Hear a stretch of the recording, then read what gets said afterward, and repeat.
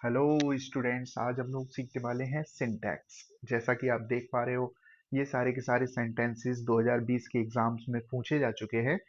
अगर ये पहले से पूछे जा चुके हैं एग्जाम्स में तो इम्पोर्टेंट हो जाते हैं, और यही इम्पोर्टेंट सेंटेंसेस अगेन आपके एग्जाम में पूछे जाते हैं। यदि इनमें अप्लाई होने वाले सारे रूल्स को अच्छी तरीके से आप जान लेते हो, समझ लेते हो, तो आपका जो एग्जाम है वो बहुत ही अच्छा जाएगा। तो कॉमन एरर्स के ये सारी की सारी जो मिस्टेक्स होती हैं, कॉमन एरर्स होती हैं, I mean parts of speech, जिन्हें शायद आप जानते होंगे, noun, pronoun, verb, adjective, preposition, conjunction, ये सब कुछ कहा करते हैं हम। तो उनमें फाइंड आउट की जाने वाली जो मिस्टेक्स हैं, आई मीन उनमें जो भी मिस्टेक्स यहाँ पर ये किया करते हैं सेंटेंस में, हम पता करके उन्हें करेक्ट करेंगे और सेंटेंस को सही करके लिखेंगे। Kalidas was one of the greatest poet of Sanskrit. तो यहाँ पर ये कहा जा रहा है, अगर इसका हिंदी सेंस देखेंगे तो कालिदास जो विश्व के सबसे महान संस्कृत के कवि थे उनमें से एक हैं। तो बहुत सारे कवि थे ना, उन्हीं में से तो एक होंगे ना कालिदास। तो यहाँ पर तो एक ही कवि दिख रहे हैं ना, पोएट का मतलब तो कवि होता है। अगर हम पोएट्स करेंगे तो बहुत सारे कवि होंगे, यहाँ पे एस लगाएंगे। बट यहाँ तो केवल और केवल हमें एक ही कवि दिख रहे हैं। तो यहाँ पर हमें क्या करना होगा, एस का यूज करना होगा। तो जो करेक्ट सेंटेंस अगर हमें लिखना है एग्जाम में तो वो होगा हमारा, Kalidas was one of the greatest poets of Sanskrit. Poets of Sanskrit. Next sentence आप यहाँ पर देखेंगे, ही अवेल्ड हिज कैजुअल लीव। ही अवेल्ड हिज कैजुअल लीव।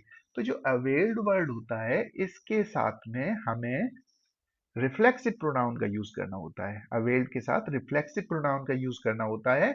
यहाँ हमें रिफ्लेक्सिव प्रोनाउन कहीं नहीं दिख रहा है, इसीलिए हम यहाँ पर रिफ्लेक्सिव प्रोनाउन का यूज करेंगे। ही के साथ हिमसेल्फ का यूज होगा। He availed himself of his casual leave. और इसके साथ जो प्रेपोजिशन आता है वो ऑफ आया करता है, इसलिए इसका भी यूज करना होगा। He availed himself of his casual leave. This will be the correct sentence. Next होगा, the school was closed since yesterday. अब क्या है, यहाँ यस्टरडे जहां पर भी होता है वह मोस्ट ऑफ द टाइम हम किसका यूज किया करते हैं, वैसे तो किया करते हैं पास्ट इंडेफिनिट का। और यहाँ पैसिव दिख रहा है आपको तो कहीं ना कहीं थोड़ा बहुत सही लग रहा है सेंटेंस। बट एक निश्चित टाइम ड्यूरेशन से अभी तक बंद दिखाई दे रहा है स्कूल। उसके लिए जब कोई कार्य चल रहा होता है इन रनिंग सिचुएशन, आई मीन हम 10 दिन से यहाँ पर रह रहे हैं, तो इस तरीके की सिचुएशंस में हम जो है परफेक्ट कॉन्टिन्यूस का यूज किया करते हैं। यहाँ पर डायरेक्ट पास्ट इंडेफिनिट का तो यूज नहीं करेंगे। तो the school has been closed, has been closed हो जाएगा यहाँ पर बॉज की जगह पर, has been closed since yesterday. Next है, she resembles to her brother. She resembles to her brother. अब ये जो वर्ड रिजेंबल्स देख रहे हैं यहाँ पर आप, ये वर्ड कोई भी प्रेपोजिशन नहीं लेता अपने साथ, किसी प्रेपोजिशन का यूज नहीं हुआ करता है। तो यहाँ से हम टू को हटा देंगे, टू रिमूव कर देंगे, और जो करेक्ट सेंटेंस हमारा बनेगा वो बनेगा, she resembles her brother. She resembles her brother. Next है, आई विश। अब ये है कल्पना वाला वाक्य। आई विश, मैं, मेरी इच्छा है। भाई इच्छाएं तो सभी की होती हैं, कल्पनाएं ही तो होती हैं इच्छाएं, और क्या है। हम ऐसा करेंगे, वैसा करेंगे, ये करेंगे, वो करेंगे, बट जब तक कर ना लें तब तक वो एक केवल और केवल कल्पना, एक विचार, एक आइडिया है आपके माइंड में, उसके अलावा कुछ भी नहीं। तो I wish I was the chief minister of Uttar Pradesh. अगर हम किसी भी चीज की कल्पना करते हैं उसके लिए हम वॉज का यूज नहीं करते, चाहे वो कोई सा भी सब्जेक्ट क्यों ना सही, सिंगुलर हो, प्लूरल हो, सबके साथ केवल और केवल हम वर का यूज किया करते हैं, ओनली वर, नथिंग एल्स। तो यहाँ पर जो करेक्ट सेंटेंस हो जाएगा, आई wish I were the chief minister of Uttar Pradesh. Next आप देख पा रहे हो, she dares not stop me. She dares not stop मी। तो यहाँ पर एज सिंगुलर के साथ ऐसे ही एस लगा देंगे। लेकिन ये जो वर्ड है डेयर, ये यहाँ पर यूज हो रहा है एक मॉडल ऑक्सिलरी की तरह। मॉडल ऑक्सिलरी की तरह जब हम इसको यूज करेंगे तो ऐसे ही एस की तो कोई आवश्यकता होगी नहीं यहाँ पे, केवल और केवल हम किसका यूज करेंगे, she dare not stop me. She dare not stop me. Model में तो ऐसे ही एस की कोई आवश्यकता पड़ती नहीं है। That's why we will not use S या E S. Deepu has been living in this house from 2018। अब यहाँ बहुत ही बेसिक सी मिस्टेक है, टेंस मिस्टेक है, ये आप यहाँ पर समझ पा रहे होंगे। फ्रॉम का यूज यहाँ नहीं होता है, यहाँ यूज होता है सिंस का। यहाँ सिंस का यूज होगा जैसा कि आप देख पा रहे हैं। तो Deepu has been living in this house since 2018। Next है a number of sums has been solved. ये भी एक बहुत इंपॉर्टेंट रूल है, अच्छी तरीके से आप समझते रहिएगा और ये आपके एग्जाम में बहुत काम आएंगे। A number of sums has been solved. तो अ नंबर ऑफ जहां पर भी आता है वहां हमें प्लूरल वर्ब लेनी होती है, बहुवचन वाली वर्ब लेनी होती है। तो हैज की जगह पर आप हैव का यूज करोगे। A number of sums have been solved, ना कि हैज बीन सॉल्व्ड। यहीं पे एक और रूल होता है, अगर यहाँ द लगा होता तो फिर हम हैज सही मानते।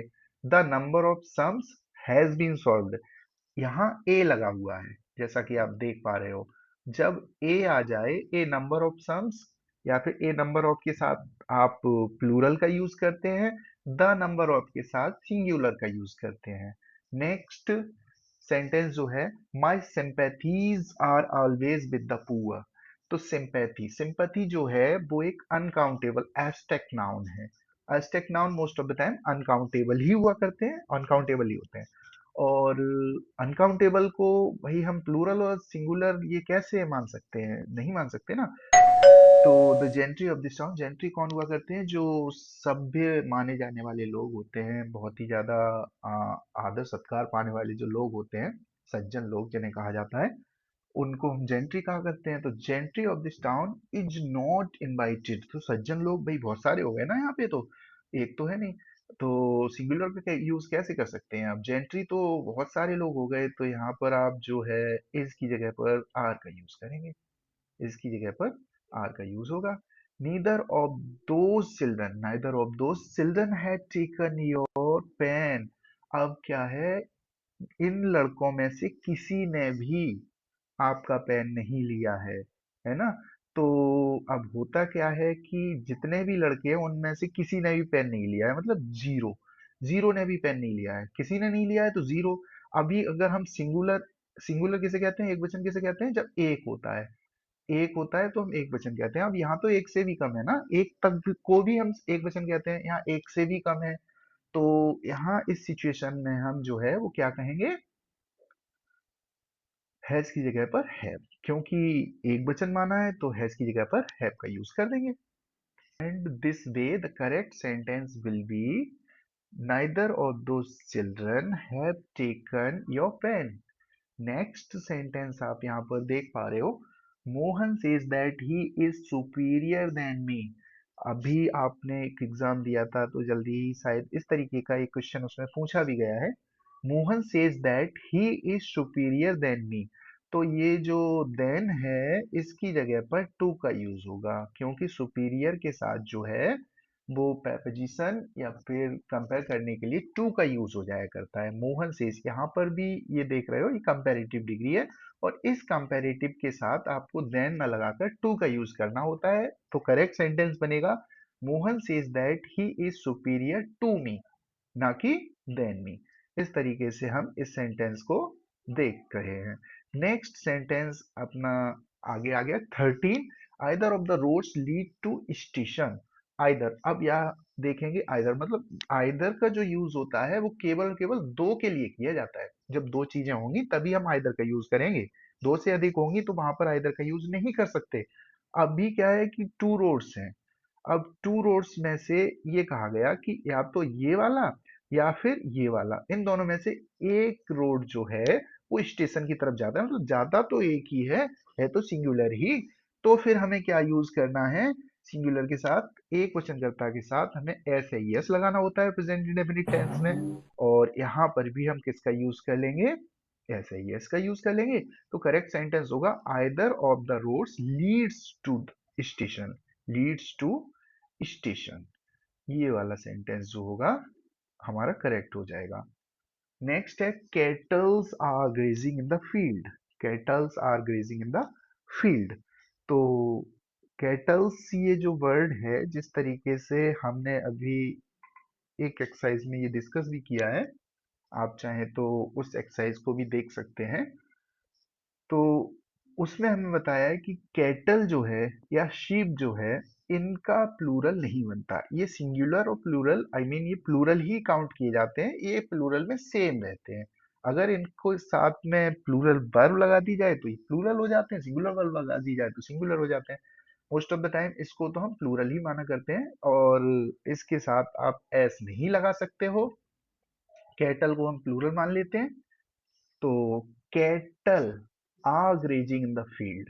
Cattle are grazing in the field, S नहीं लगता इसके साथ।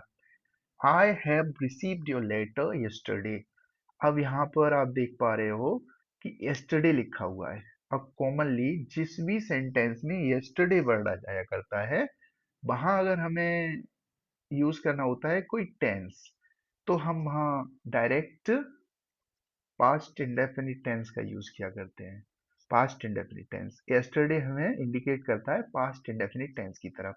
आई received your letter yesterday. I have नहीं यहाँ पर यूज होगा, बिकॉज ये रूल है कि यस्टरडे के साथ आप पास्ट इंडेफिनिट का यूज करते हैं, इसीलिए यहाँ पर प्रेजेंट परफेक्ट का यूज नहीं कर सकते। I received your letter yesterday will be the correct sentence. Next देखते हैं, Sharad is inferior than Rahul. Sharad is inferior than Rahul. तो यहाँ पर भी वही सेम सिचुएशन आ गई। जो इंफीरियर वर्ड है उसके साथ देन का यूज ना करके टू का यूज किया जाता है। तो Sharad is inferior to Rahul. Inferior to Rahul. Next है, physics are an interesting subject. अब भाई ये तो सब्जेक्ट का नाम है। फिजिक्स जो है वो किसी विषय का नाम है, और नाम तो एक ही होता है ना, तो उसे प्लूरल कैसे मान सकते हैं। और अगर फिजिक्स एक विषय है, एक विषय है ना, तो एक सिंगुलर होता है, तो इसके साथ में हमें सिंगुलर वर्ब का यूज भी करना होगा ना। तो physics is an interesting subject हो जाएगा, आर कैसे हो जाएगा ना। तो यहाँ पर इस चीज को फोकस रखते हुए इसे हम करेक्ट कर देंगे।